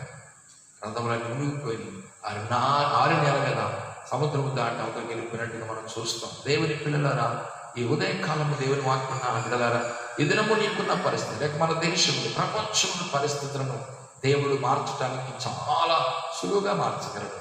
ఆయన కృప, ఆయన యొక్క ఆశీర్వాదకరమైన స్థితి. ఇది 2వ సందర్భం. నిరీక్షణ ఏంటంటే అనుభవం కలిగిన ఇశ్రాయేలు జీవితంలో ప్రభు ఊరక నిరీక్షించి చూడడం ఆశీర్వాదకరం. నేడు చూసిన ఐగుప్తులు, నేడు చూసినట్టు శత్రువులు, నేడు చూసినట్టు ఈ పరిస్థితి అంటే దేవుళ్ళ ఇశ్రాయేలు యొక్క బానిసత్వం ముగిసిపోయింది, ఆశీర్వాదం ప్రారంభమైంది. ఒకవేళ ఇప్పుడు మన దేశంలో మన ప్రపంచంలో ఉన్నటువంటి పరిస్థితులను దేవుడు మార్చివేసి తిరిగి తన కృపాబాహుల చేత ఆశీర్వాదం ఇవ్వడానికి ఒకరికి సాధ్యమే అని మనం జ్ఞాపకం చేసుకుంటాం. అంతేకాదు మరొక సందర్భాన్ని సమయంలో మీకు నేను జ్ఞాపకం ఆశపడుతున్నాను. 2వ రాజుల గ్రంథంలో దేవుని బిడ్డలారా 7వ అధ్యాయం మొదటి 2 వచనాలు మనం చూస్తే అక్కడ విచిత్రమైన ఒక అనుభవం చూస్తాం. 2వ రాజుల గ్రంథము 7వ అధ్యాయంలో అప్పుడు ఎలీషా రాజుతో ఇట్లెను, యెహోవా మాట ఆలకించు. యెహోవా సెలవిచ్చినది ఏమనగా, రేపు ఈ వేళకు సొమ్రోను ద్వారమందు రూపాయి 1కి 1 మానిక సన్నపిండియు, రూపాయి 1కి 2 మాటల ఎవరును అమ్మబడును. దేవునికి స్తోత్రం. ప్రియరా, ఈ మాట మనం ఒకసారి జ్ఞాపకం చేసుకుందాం. ఎలీషా రాజుతో ఇట్లెను, యెహోవా మాట ఆలకించుము. యెహోవా సెలవిచ్చింది ఏమనగా, రేపు ఈ వేళకి సొమ్రోను ద్వారమందు రూపాయి 1కి 1 మానిక సన్నపిండి, రూపాయి 1కి 2 మాటలు ఎవరును అమ్మబడతాయంట. ఈ మాట ఎందుకు ఇక్కడ చదవని చూడండి. అసలు సందర్భం ఏంటంటే 6వ అధ్యాయంలో సొమ్రోను పట్టణమును ఆ సిరియా దేశపు రాజు బెన్హదదు ముట్టడి వేశాడు. భయంకరంగా ముట్టడి వేసేసాడు. ఆ ముట్టడి వల్ల లోపల వారు బయట రాకుండా సొమ్రోను యొక్క ద్వారం మూయబడ్డాడు. లోపల ఘోరమైన కరువు వచ్చేసింది. ఎంత భయంకరమైన కరువు క్షామం అంటే ఆ సందర్భం మనం జ్ఞాపకం చేసుకుంటే ఈ చరిత్ర మీకు 2వ రాజుల గ్రంథము 6వ అధ్యాయం 24 నుంచి 33 వరకు రాయబడిన సందర్భాన్ని జ్ఞాపకం చేస్తే కరువు గురించి మాట్లాడుతున్నప్పుడు ఈ కరువు పరిస్థితి ఎంతగా ఉందటంటే 25 వచనంలో చూస్తే అప్పుడు సొమ్రోనులో గొప్ప క్షామము కలిగి ఉండగా గాడిద యొక్క తల 80 రూపాయలకును అరపావు పవర్ రెట్ట 5 రూపాయలకు అమ్మబడను. వారంతా కఠినముగా ముట్టడి వేసింది. ఒక గాడిద తలకాయ 8 రూపాయలట, ఒక పావురపు అరపావురపు రెట్ట 5 రూపాయలు అమ్మబడుతుందంట. అంత భయంకరంగా కరువు వచ్చేసి ఇంకే కాదు, ఇంకా దేవుని బిడ్డన రాజు పట్టణ ప్రాకారం మీద గోడగా తిరుగుతున్నప్పుడు ఒక సహోదరి ఒక స్త్రీ అడుగుతుందంట, రాజా మాకు సహాయం చేయమంటే, దేవుడు సహాయం చేయను, ఎక్కడ సహాయం చేయను, ద్రాక్ష తోటలోంచి కానీ మరి తీసుకొచ్చి కానీ కలములో నుండి కానీ ధాన్యం ఏమిటో నీకు సాధ్యపడదని దేవుని సదులు తెలియచేస్తూ ఎంతకీ నీ సమస్య ఏంటమ్మా అని అడిగాడు. అడిగితే ఆవిడ చెప్తుందండి, విచిత్రమైన విషయం చదువుతాం చూడండి. ప్రియుల 28వ వచనంలో, నీ విచారణకు కారణం అడగాలి. ఈ స్త్రీ నన్ను చూసి నేటి ఆహారముకు నీ బిడ్డనేమో, రేపు మనము నా బిడ్డను భక్షించమని చెప్పినప్పుడు మేము నా బిడ్డను వంట చేసుకుని తింటిమి. అయితే మరునాటి యందు నేను దాన్ని చూసి నేటి ఆహారం నీ బిడ్డని ఇమ్మని అడిగితే కానీ అది తన బిడ్డను దాచిపెట్టిన. అంటే ఇద్దరు స్త్రీలంట ఆహారం లేక ఇవన్నీ నీ బిడ్డ సభ్యులు వేసుకుందాం తినేశారంట, ఒప్పందం చేసుకుంటాం. రేపు పొద్దుట నా బిడ్డని తిందామన్నారంట. ఇప్పుడు ఆ అమ్మాయి అంటుందంటే నా బిడ్డని ఇవ్వను, నేను నీ బిడ్డ తినేసామని తెలుసంటే, అయ్యా రాజుగారు ఇప్పుడు నిన్న మా బిడ్డని కోసుకుని తినేసాం, ఏంటి కన్న బిడ్డను ఏం చేశారంటే కోసుకొని తినేశారంట.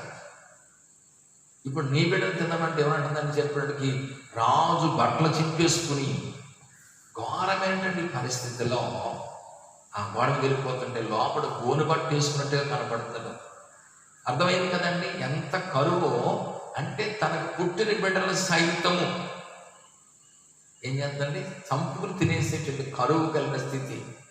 ఏమనుకుంటాం ఇలాంటి పరిస్థితి ఎప్పుడు మారుతుంది? ఎప్పుడు తినేస్తానండి? సొంత బిడ్డలు చంపుకుని తినేసే పరిస్థితి ఎప్పుడు వస్తుంది? ఎంత కరువు.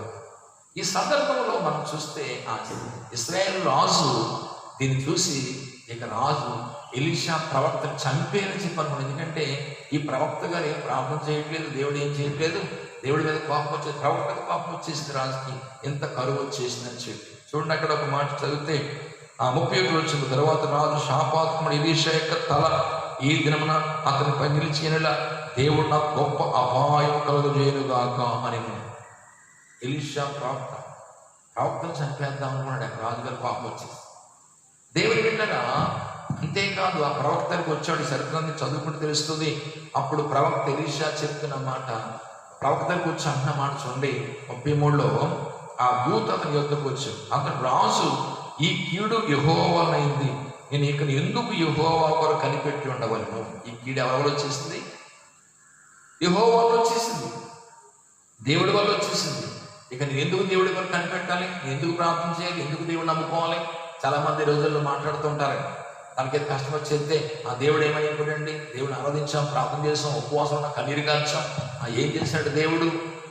ఇక నేను దేవుడు ఎందుకు ప్రార్థించాలి, దేవుడితో ఎందుకు కనిపెట్టాలని చెప్పి మాట్లాడు. ఎలీషా దగ్గర ఆ ఇశ్రాయేలు రాజు అలాగే మాట్లాడు. ఏమని మాట్లాడతాడు? ముందేమన్నాడు? తన తలకే ఉడగొట్టేత్తని వాడు అన్నాడు. రెండో మాట ఏంటంటే ఏమంటండి, అంత రాజు ఈ కీడు యెహోవా వలనైనది, నేను ఇక ఎందుకు యెహోవా కొరకు కనిపెట్టుకోవాలన్నప్పుడు ఇంత భయంకరంగా మనుషుల కోసం చేసే పరిస్థితి వచ్చింది కదా మన దేశంలో, మన సోమరోడ్ పట్టణంలో. ఇంత ఘోరమైన స్థితిని దేవుడు తొలగించాలంటే 7వ అధ్యాయంలో అప్పుడు ఎలీషా మొట్టమొదట ఆ మాట చెప్తున్నాడు. ఏమని? ఎలీషా రాజుతో ఇప్పుడు యెహోవా మాట ఆలకించు, యెహోవా సెలవిచ్చింది ఏమనగా, ఇప్పుడు ఇవాళ జరుగుతున్న విషయం, రేపు పొద్దుట, రేపు ఈ వేళకు సొమ్రోను ద్వారమందు రూపాయి 1కి ఒక మానిక సన్నని పిండి, రూపాయి 1కి 2 మాని ఎవరు అమ్మబడతాయి. రేపు తెల్లారిదప్పటికే ఈ పట్టణంలో చూసుకో, రూపాయి వెళ్ళిస్తే చాలు, ఎంత మానికి పిండిస్తారు. 1 రూపాయి ఇస్తే 2 మాని ఎవరిస్తారు? వెంటనే ఆ పక్కన రాజు ఎవరి మీద అనుకుంటాడు అంటాడంటే, రెండవ చూస్తే అందుకు ఎవరి చేతి మీద రాజు అనుకునిండో ఆ అధిపతి యెహోవా ఆకాశముకు కిటికీలు తెరిచినను అలాగూ జరుగునాను. ఏమయ్యా ప్రవక్త ఎలీషా, చాలా బాగా చెప్తున్నావయ్యా, మనుషుల కోసం తినేసుకునే దేశంలో తెల్లారిదప్పటి పరిస్థితి మారిపోతుందా? తెల్లారిదప్పటికి రూపాయి ఇస్తే మానికి పిండిస్తారు, రూపాయి ఇస్తే 2 మాని ఎవరిస్తారు? దేవుడే కనుక యెహోవా ఆకాశాన్ని చీల్చేసి కిటికీలు ఇప్పేసినా సరే అంత రాదయ్య, జనాభాకి ఎక్కడ పెడతాం అనుకుంటున్నాం అని మాట్లాడినట్టుగా చూస్తాం. ఏమన్నాడని తెలిసి ఎలీషా అప్పుడు ఏమన్నా చూడండి, అలా జరుగుతుందంటే అని దైవజన భక్తుడు అతడు, నీవు కళ్ళారదని చూచెదవు కానీ దాన్ని తినకుందు అని అతనితో వచ్చాడు. రేపు పొద్దున్న నువ్వు చూస్తావు అబ్బాయి, కానీ నువ్వు తినవు.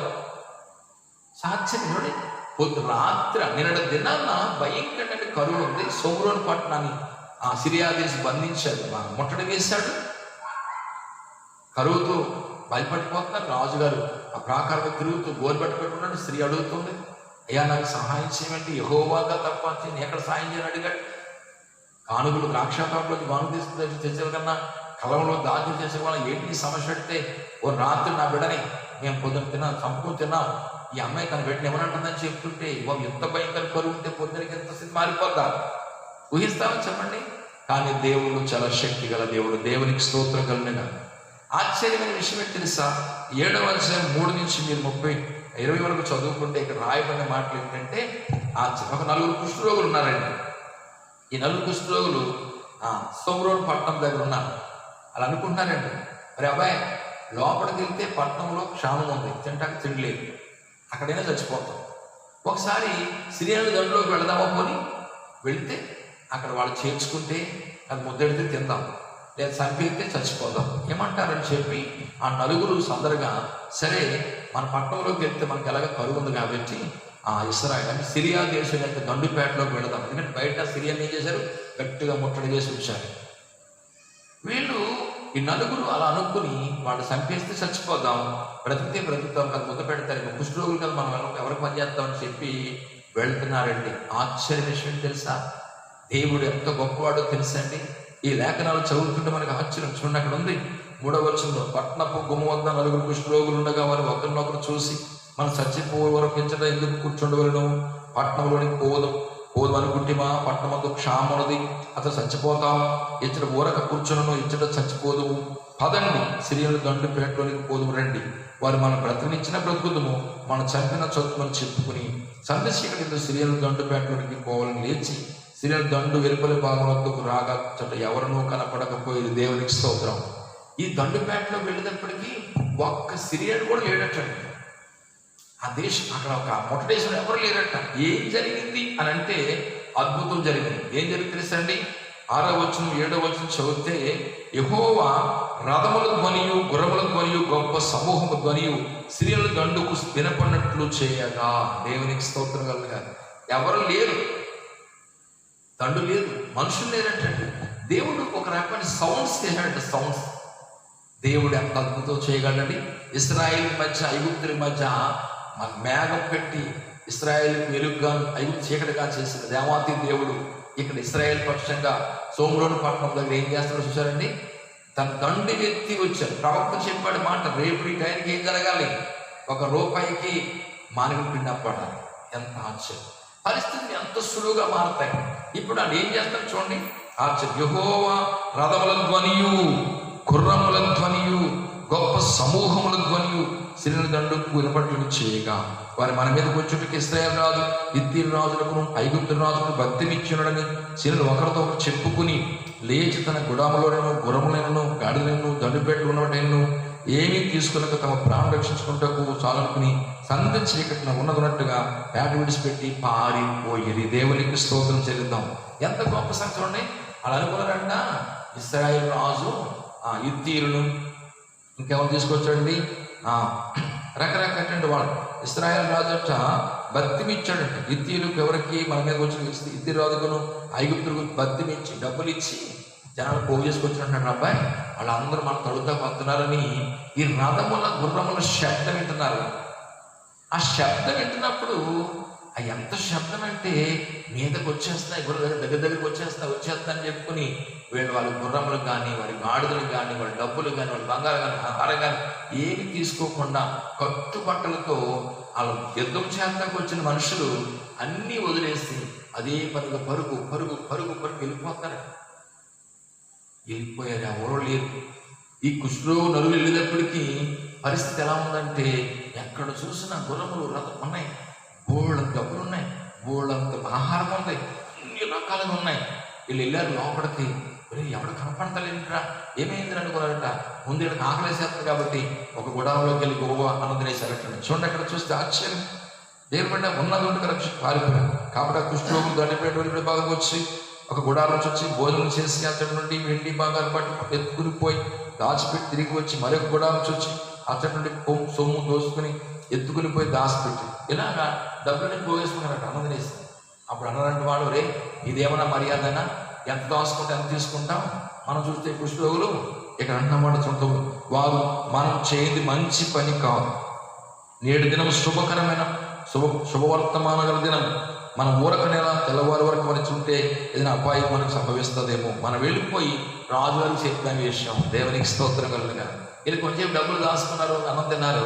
అరే ఇదే పని తప్పు కదా, ఇది ఇప్పుడు ఉంటే మనం చచ్చిపోతాం, ఏం పొంది ఇది శుభదినము.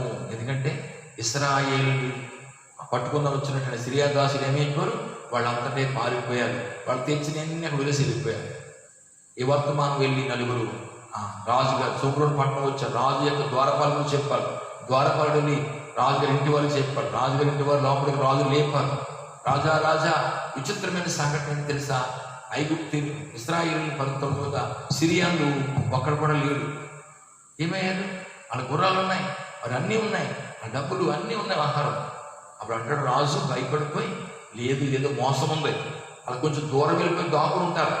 ఆహారం లేక బాధపడుతున్న మనం దగ్గరికి వచ్చి మెల్లిగా ఆహారం తింటాకు వస్తే తెచ్చుకోనికి వస్తే మీద పడి మనం చంపేస్తారంటే అప్పుడు అంటారు అక్కడ కొంతమంది పెద్దవారు, అలా అనక రాజా, ఒక 5-6 పంపించు, కొంతమంది పంపించు, చూద్దాం అది మంచిదో చెడ్డ తెలిస్తే అప్పుడు చూసుకుందాం అని పంపించాడు. సరే వెళ్ళమన్నాడు. వాళ్ళు వెళ్ళి చూశారు, అలా ముందుకు వెళ్ళి చూశారు దారి పొడునంట వాళ్ళు భయముతో వెళ్ళిపోతున్నప్పుడు వారి వస్త్రాలు పట్టుకెళ్తున్నాయి, కొన్ని ముదుపు పెట్టేసి దారంటూ వెళ్ళిపోయి చూశారంట. ఎంత లెక్కన్నా సరే ఎవరూ కనిపించట్లేదు. అప్పుడు ఆ విషయాన్ని తీసుకొచ్చి రాజుగారు చెప్పారు. రాజు ఆ సైనికుని గుర్రములు రథములు పంపించారు. ఆ ధాన్యము ప్రభావం ఆ యవలు అవన్నీ భోజన పదార్థం తీసుకొచ్చేసారు. సొమ్ములను పట్టణంలో పెట్టి పొద్దుడు తెల్లారేటప్పటికి ఏం చేయడం మొదలు పెట్టారండి? దేవునికి స్తోత్రం కలుగును గాక. ఆ పిండి అమ్ముతూ మొదలు పెట్టారండి. ఎంత ఆశ్చర్యం!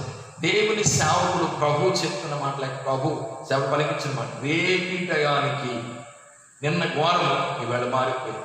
దేవుని బిడ్డరా, నిన్న నీ జీవితంలో విచారం, ఈరోజు ఇవాళ సంతోషం. నిన్న నీ జీవితంలో బాధ, ఈరోజు నీ జీవితం సంతోషం. నిన్న నీ జీవితంలో వేదన, ఈరోజు నీ జీవితంలో సంతోషం. నేను నీ జీవితంలో ఇక నీ బ్రతుకులు ఏమి జరగని భయంకర పరిస్థితి, కానీ దిన జీవితం నీ జీవితంలో ఆశీర్వాదం. దేవుడు ఎంతగా నిన్నటి దినాన్ని సౌరులను పట్ల పరిస్థితి ఘోరం, మనుషులు చంపు తినే పరిస్థితి.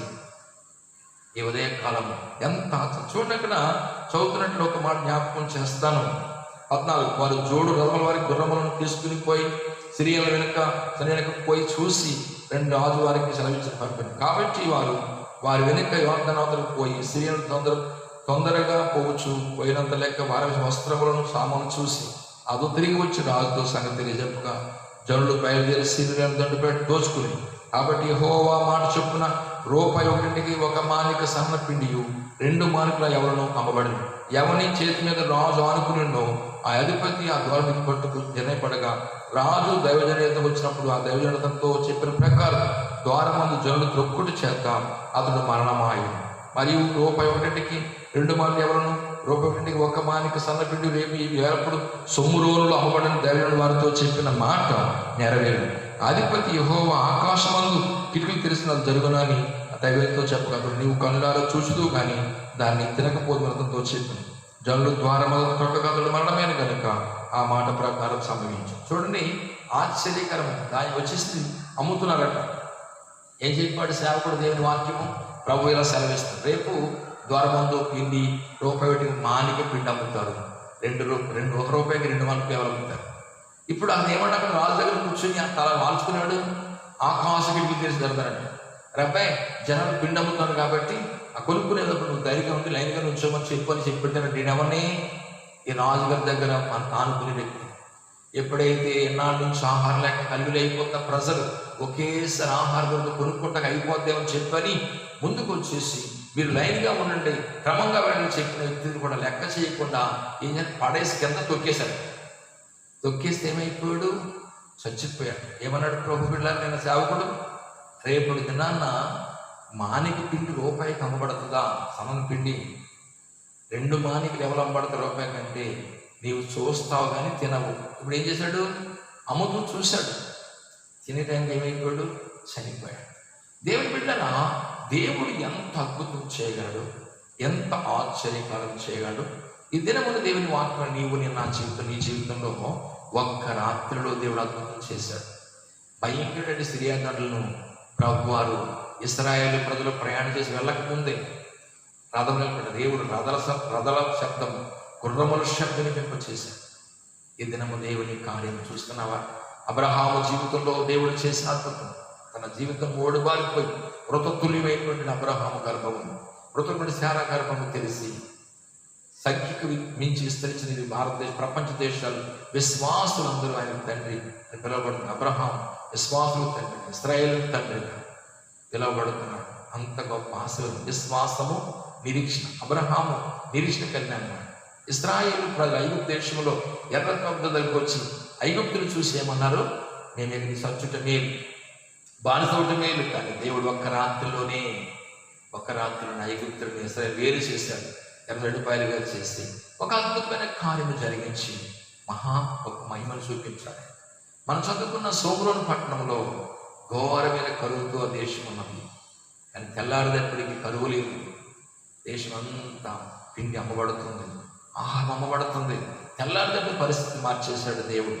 దేవుని బిడ్డ, ఉదయ కాలం దేవుని వాక్యమైన దేవుని బిడ్డ, నా కుటుంబ జీవితం లేక ప్రస్తుత కాలము మన దేశమును, ప్రపంచ దేశాన్ని వేధిస్తున్నటువంటి ఈ కరోనా వైరస్ లేక ఆ COVID-19 గురించి మనం వింటున్నాము. ఒకవేళ అనుకోవచ్చు, దేవుని వాక్యం వింటున్నాము. నేను మరలా నీతో అబ్రహాము జీవితంలో, ఇశ్రాయేలు జీవితంలో, బానిస విడుదల విషయంలో, సోమ్రోని యొక్క వచ్చినటువంటి కరువు విషయంలో ప్రభు గొప్ప కార్యం చేసిన దేవుడు ఇప్పుడు ప్రపంచం అనిపిస్తున్నటువంటి ఈ పరిస్థితిని కూడా దేవుడు ఏం చేయగలడు?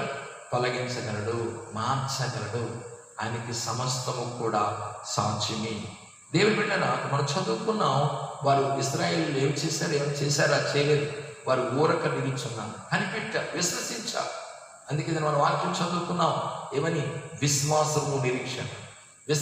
విశ్వాసం అన్నది నిరీక్షకుల నిజస్వరూపమును అదృశ్యమైన రుజువైంది. చూడండి, ఇశ్రాయేలు అబ్రహాము చూడలేదు, కానీ తను చెప్పినట్టు దేవుడు చేసి తన ఒళ్ళో పెట్టించి సాగునిచ్చాడు, నవ్వు పుట్టించి సాగునిచ్చాడు.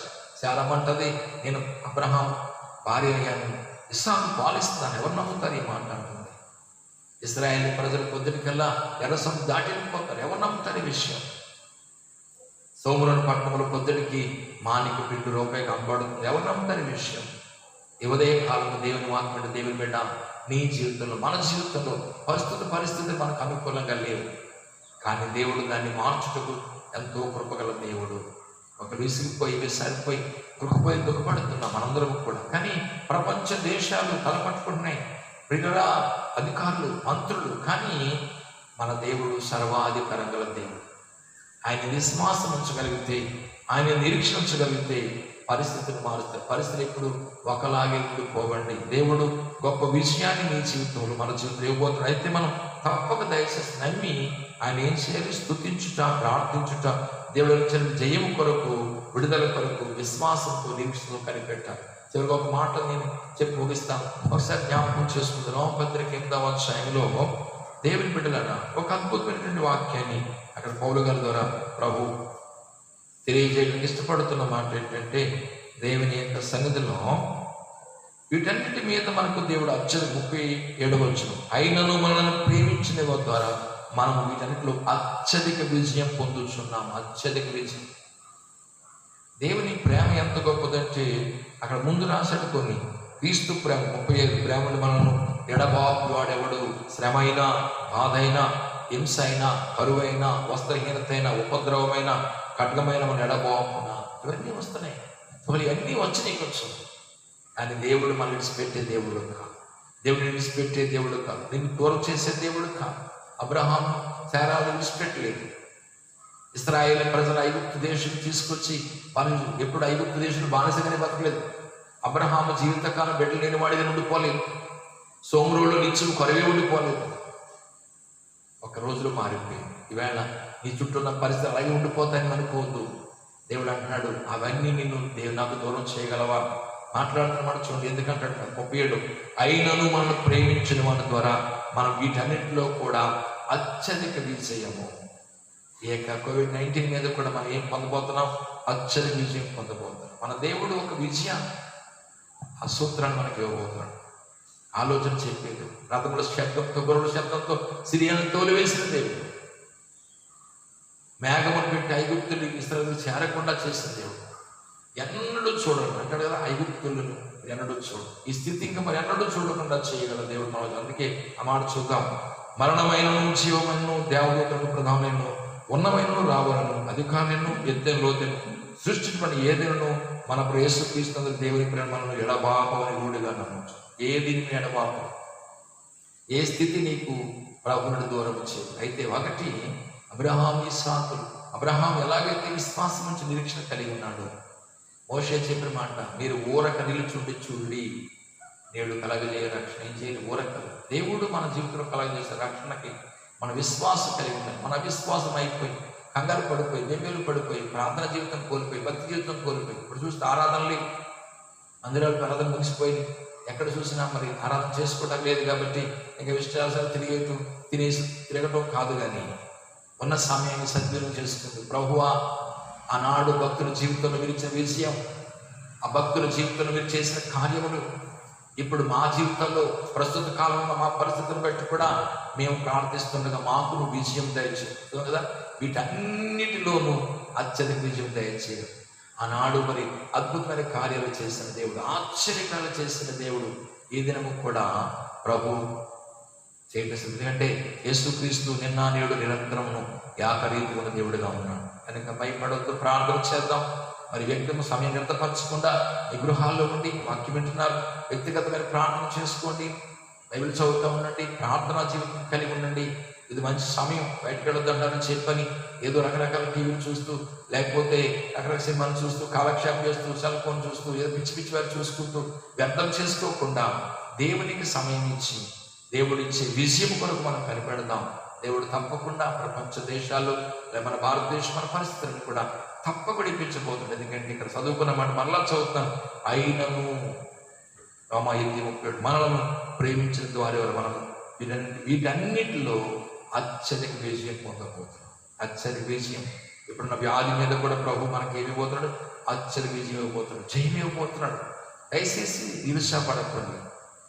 మళ్ళా చెప్తాను, అబ్రహాము అట్లా ఉంచలేదు, దేవుడు మార్చివేస్తాడు. ఇశ్రాయేలుని ఐగుప్తుడి నుంచే లేదైనా తీసుకొచ్చి పాలు తినడం నడిపించాడు. సోమరోడు పట్టణమును మనుషులు తినేసేటి పట్టణముగా ఉంచలేదు, పొద్దునికి ఆహారం ఇచ్చాడు. ఇది నీ జీవితంలో కూడా న్యాయం చేస్తాడు.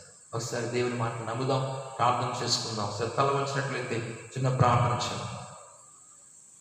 మమ్మల్ని ఎక్కువగా ప్రేమిస్తున్న మా ప్రియ పరలోకపు తండ్రి, నీ పరిశుద్ధమైన నామాన్ని బట్టి మీకే వేలాది వందనాలు, స్తుతులు, స్తోత్రాలు, కృతజ్ఞత స్తుతులు చెల్లిస్తున్నాను ప్రభువా. ఇది మరి ప్రభువా, నీ వాక్యము ద్వారా మరి మాతో మాట్లాడారు. విశ్వాసం, నిరీక్షణ అనేటువంటి ఈ రెండు అంశాలను మాకు ఉంచారు నాయన.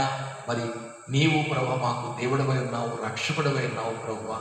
మరి నీ యందు మేము విశ్వసించాలి. విశ్వాసము ద్వారా మా ఆత్మీయ జీవితాన్ని కట్టుకోవాలి. నిరీక్షణ కలిగి ఉండాలి ప్రభువా. రైతుల్లో విశ్వాస జీవితం నిరీక్షణ మమ్మల్ని సిగ్గుపరిచేది కాదు. ఇదిగో నన్ను మరి అబ్రహాము జీవితంలో తన విశ్వాస జీవితాన్ని అతడు నిరీక్షణ కలిగి ఎదురు చూస్తూ నమ్మి నీ నుండి గొప్ప ఆశీర్వాదం పొందుకున్నాడు. పరిస్థితులు అనుకూలంగా లేకపోయినా, పరిస్థితులు ఎంత ఘోరంగా ఉన్నప్పటికీ కూడా తన జీవితంలో ఎన్నడూ చూడని స్థితి తను కనపడుతున్నా వాటి వైపు చూడగా నీ వైపు చూశాడు. ప్రభువా, నువ్వెవరు వెంటే మృతులను సజీవులుగా చేయవాడవై ఉన్నావు ప్రభువా. లేని వాటిని ఉన్నట్టుగానే పిలిచివాడవై ఉన్నావు ప్రభువా. నీకు స్తోత్రాలు తండ్రి. అబ్రహాము పిల్లలు లేనప్పుడు పిల్లలు ఉన్నట్టుగానే పిలిచిన దేవుడిగా ఉన్నావు తండ్రి, నీకు స్తోత్రం. అంతే ఇశ్రాయేలు ప్రజల ఐగుప్తులో మగ్గి మస్పాపై విసారిపోయినప్పుడు దేవా వినిపించావు. ఎర్ర సముద్రం 2 పాయలుగా చీల్చి ఒక్క దినాన్ని వారికి రక్షణ భాగ్యం దయచేసి వినిపించావు. సోమరోడు పట్టణం కరువుతో నిండిపోయినప్పుడు ఎలీషా ద్వారా నువ్వు సెలవిచ్చిన మాట ప్రకారం ఉదయానికి గొప్ప అద్భుతం. శత్రు సైన్యాన్ని ప్రభా నీవు ప్రభా శబ్దము ద్వారా, రథముల గుర్రముల శబ్దం ద్వారా వారికి భయం పుట్టించి ప్రార్థనని ఉదయానికి ఆశీర్వాదాన్ని పంపించావు.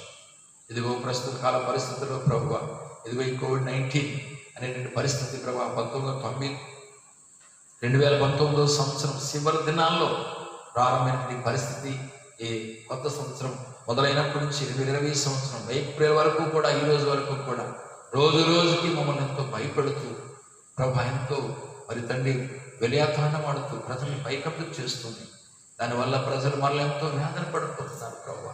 మేమందరం ఎంతో దుఃఖపడుతున్నాం తండ్రి. ఈ మళ్ళా పరిస్థితి మారుతాయా? ఆరాధన జరుగుతాయా? మందిరాలు తెరవబడతాయా? దేవుని స్తుతించగలుగుతామా? మరి శుభకార్యం మంచి కార్యాలు జరిగించబడతాయా? అందరూ మళ్ళీ కలిసికట్టుగా తిరుగుతామా? మామూలు పరిస్థితులు వస్తాయా అని ప్రభా గలిగులై కొందరు సందర్భంలో మా విశ్వాస జీవితం, మా నిరీక్షణ కలిగి ప్రభువా నీవిస్తున్న జయం, ఇదిగో నరులు ఆశ కలిగి యెహోవాను గురించి రక్షకుడు ఓపికతో కనిపెట్టమన్నావు ప్రభువా. ఆ కనిపెట్టిన అబ్రహాము లాంటి విశ్వాసము మాలో దయచు, నిరీక్షణ మాలో దయచు. ఉన్న పరిస్థితులను ఉన్న పలంగా ఉంచకుండా మార్చివేయగల దేవుడైన తండ్రి నీకు వందనాలు.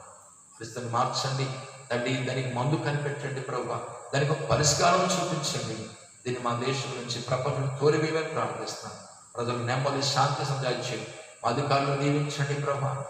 మా తండ్రి మా ప్రధానమంత్రి గారిని, రాష్ట్ర ప్రభు మంత్రులను దీవించండి. దీని కొరకు ఎంతో ప్రభా ప్రయాసపడుతున్న బిడ్డలందరినీ జ్ఞాపకం చేసుకోండి.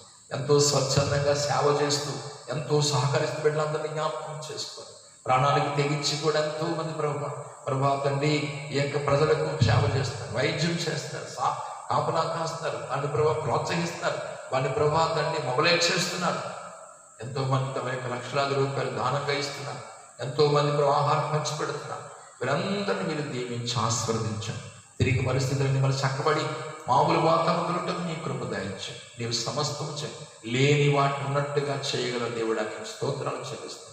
ఏదైనా వర్తమానం వెంటనే వీళ్ళందరినీ దీవించండి.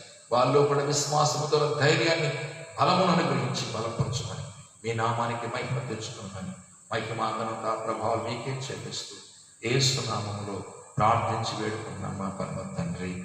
ఆమేన్. తండ్రి అయిన దేవుని యొక్క ప్రేమ, కుమారుడు యేసుక్రీస్తు వారి కృప, పరిశుద్ధాత్మ సహాయం కాపుదల దేవుని వాక్యం బిడ్డలందరికీ వారి కుటుంబములకు సంఘములకు సహవాసములకు ముఖ్యంగా పరిస్థితులన్నీ చక్కబడినట్లుగా పరిశుద్ధాత్మ దేవుని తన కృపను అనుగ్రహించి బలపరచును గాక. ఆమేన్. అందరికీ వందనాలు. దేవుడు మరి మాటలు విన్నారు. దేవుని సన్నిధిలో ప్రార్థించి బలపరచబడాలని మిమ్మల్ని మరోసారి ప్రార్థిస్తూ మీ అందరికీ నా హృదయ వందనాలు తెలియజేస్తున్నాం. దేవుడు బహుగా దీవించు.